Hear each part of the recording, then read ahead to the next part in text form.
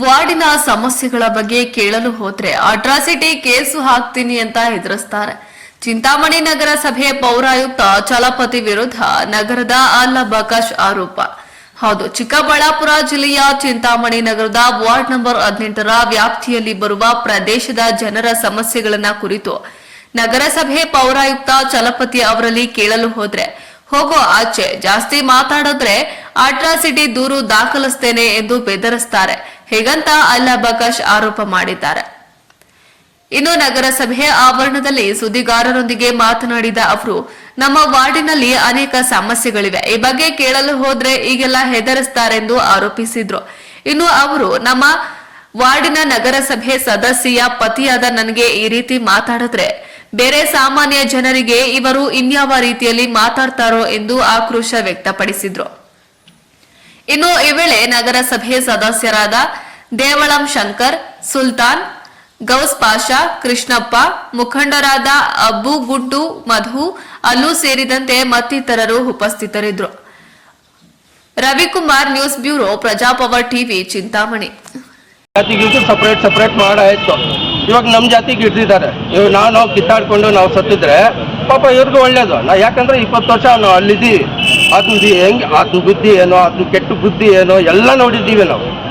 ನಮ್ಮ ಜೊತೆಯಲ್ಲಿ ಇದು ಒಂದೇ ಸಲ ಅಲ್ಲ, 2-3 ಸಲ ಹಿಂಗೆ ಅವ್ರ ಕೈಯಲ್ಲೇ ಮಾಡಿಸ್ತಾ ಇದ್ದಾರೆ. ಇನ್ನೇನೋ ಗಲಾಟೆಗಳಾಗಿ ಇನ್ನೊಂದಾದರೆ ಯಾರಿಗಾಗೋದದು? ಅದು ಬಂದುಬಿಟ್ಟು ಕಮಿಷನರ್ಗೆ ಹೇಳೋಣ ಅಂತ ಬಂದ್ವಿ. ನೋಡಪ್ಪ ಹಿಂಗೆ ಮಾಡಿಸ್ತಾ ಇದೆಯಾ, ಇದು ತಪ್ಪು. ಅಧಿಕಾರಿಗಳು ಬಂದು, ನೀನು ಯಾರು ಹೇಳೋಕ್ಕೆ? ಗೆಟ್ ಔಟ್, ನೀನು ಯಾರು? ಈ ಥರ ಕೆಟ್ಟ ಮಾತುಗಳೆಲ್ಲ ಅವನು ಏನೇನೋ ಬೈದಿದ್ದಾನೆ. ಈಗ ನಮ್ಮ ಮುಸ್ಲಿಮ್ಸ್ಗೆ 1% ಮರ್ಯಾದೆ ಇಲ್ಲ. ಇಲ್ಲಿ 1% ಮರ್ಯಾದೆ ಇಲ್ಲ. 2.5 ವರ್ಷದಿಂದ ಯಾವುದೋ ಒಂದು ಕೆಲಸ ಆಗಲಿ ನಗರಸಭೆಯಲ್ಲಿ ನಮಗೆ ಏನಕ್ಕೂ ಲೆಕ್ಕಕ್ಕೆ ಮಾಡೋದಿಲ್ಲ. ಗ್ರ್ಯಾಂಟ್ಸ್ ಆಗಲಿ ಇನ್ನೊಂದಾಗಲಿ ಏನೆಲ್ಲ ಬಂದರೆ ಒಂದು ಎಸ್ಟಿಮೇಟಿಗೆ ಬರ್ತಾರೆ ಅಧಿಕಾರಿಗಳು, ಅದು ಕೂಡ ನಮಗೆ ಕರೆಯಲ್ಲ. ಒಂದು ಈಜುಡಿದಾಗಲಿ ಒಂದು ರೋಡ್ಗಾಗಲಿ ಏನನ್ನಾಗಲಿ ನಮಗೇನಕ್ಕೂ ಅವರು ಕರೀತಾ ಇಲ್ಲ. ಇವು ಮೊನ್ನೆ ಪೈಪ್ಲೈನ್ ಹಾಕಿದ್ರು. ಆ ಪೈಪ್ಲೈನ್ಗೂ ನಮಗೂ ಕರೆದಿಲ್ಲ, ನನಗೆ ಗೊತ್ತಿಲ್ಲ. ಪೈಪ್ಲೈನ್ ಹಾಕ್ಬಿಟ್ಟಿದ್ದಾರೆ, ಒಂದು 500 ಮೀಟ್ರಷ್ಟು ಇರೋ ಪೈಪ್ಲೈನ್ಸ್ ಎಲ್ಲ ಹೊಡೆದಾಕ್ಬಿಟ್ಟಿದ್ದಾರೆ. 10 ದಿನ ಆಯಿತು ಅದು.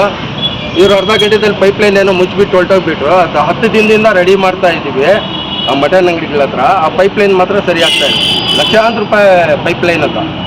ಇಲ್ಲಿ ಇಂಜಿನಿಯರ್ ಫೋನ್ ಮಾಡಿದೆ, ಏನಪ್ಪ ಇಲ್ಲಿ ಹಾಕ್ಬಿಟ್ಟಿದ್ದಾರೆ, ನಮ್ಮ ಗಮನಕ್ಕೂ ಬಂದಿಲ್ಲ, ವಾಲ್ಯೂಮೆನ್ಗೂ ಹೇಳಿಲ್ಲ, ಪೈಪ್ಗಳೆಲ್ಲ ಹೊಡೆದೋಗ್ಬಿಟ್ಟಿದ್ದಾರೆ ಅಂದರೆ ಹಣ ನನಗೂ ಗೊತ್ತಿಲ್ಲ ಅಣ್ಣ, ಅವ್ರು ಆಗ್ತಾ ಇರೋದು. ಇವ್ರಿಗೆ ಗೊತ್ತಿಲ್ಲ ಅಂದರೆ ಇನ್ನೆಷ್ಟು ಮಾತ್ರ ಇವರು ಜವಾಬ್ದಾರಿ ಇದೆ ಅವ್ರಿಗೆ, ನಗರಸಭೆ ಜವಾಬ್ದಾರಿ ಎಷ್ಟು ಅವ್ರ ಹತ್ರ ತಗೊತಾ ಇದ್ದಾರೆ. ಹಾಗಾದರೆ ಎಲ್ಲಿಂದನೋ ಬಂದವನು ಇಷ್ಟು ದರ್ಬಾರ್ ನಡೆಸ್ಬೇಕಂದ್ರೆ ಇವ್ರು ಎಷ್ಟು ಮಿಕ್ತಾ ಇರಬೇಕು. ಅದೊಂದಾಯ್ತು. ಮೊನ್ನೆ ನಾವು ಹಕ್ಕುಪತ್ರಗಳು ಹಿಂದಿನ ಶಾಸಕರಿದ್ದಾಗ ಹಕ್ಕುಪತ್ರಗಳು ಕೊಟ್ಟಿದ್ವಿ. ಆ ಹಕ್ಕುಪತ್ರ ಎಲ್ಲ ಕೊಡೋದಕ್ಕೂ ಈ ಸೊತ್ತುಗಳು ಇವಾಗ ಆಗ್ತಾ ಇದೆ.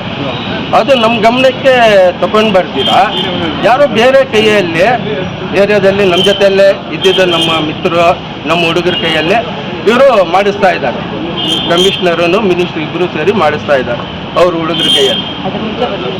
ನಾನು ಹೇಳಿದೆ, ಇವಾಗ ಅವ್ರಿಗೆ ಮಾತಾಡಿ ಪ್ರಯೋಜನ ಇಲ್ಲ. ನಾನು ಮಾತಾಡಬೇಕಾಗಿರೋದು ಇವ್ರಿಗೆ, ಇಲ್ಲಾಂದರೆ ಅಧಿಕಾರಿಗಳು ಮಾಡಬೇಕು, ಇಲ್ಲ ಅಂದರೆ ಇವ್ರು ಮಾಡಬೇಕು. ಕೌನ್ಸಿಲರ್ಸು ನಾವು ಜೊತೆಯಲ್ಲಿದ್ದು ಮಾಡಬೇಕು. ನಾವಿಬ್ಬರು ಮಾಡಲಿಲ್ಲ ಅಂದರೆ ಇನ್ನು ಅವ್ರು ಮಾಡ್ತಾ ಇದ್ದಾರೆ ಅಂದರೆ ಅಲ್ಲಿಗೆ ನಾನು ಹೋಗಿ ಮಾತಾಡೋದು. ನಾವು ಕಿತ್ತಾಡ್ಕೊಂಡು ಊರು ಚೆನ್ನಾಗಿದೆ, ತಣ್ಣಗಿದೆ, ಆರಾಮಾಗಿ ಯಾವುದೋ ಗಲಾಟೆಗಳು ಇನ್ನೊಂದು ಯಾವುದೂ ಇಲ್ಲ. ನಾವು ಮಾತಾಡಬೇಕಾಗಿದ್ರೆ ಇವಾಗ ನಾವು ಕಿತ್ತಾಡ್ಕೊಂಡ್ರೆ ಇದು ಮಜಾ.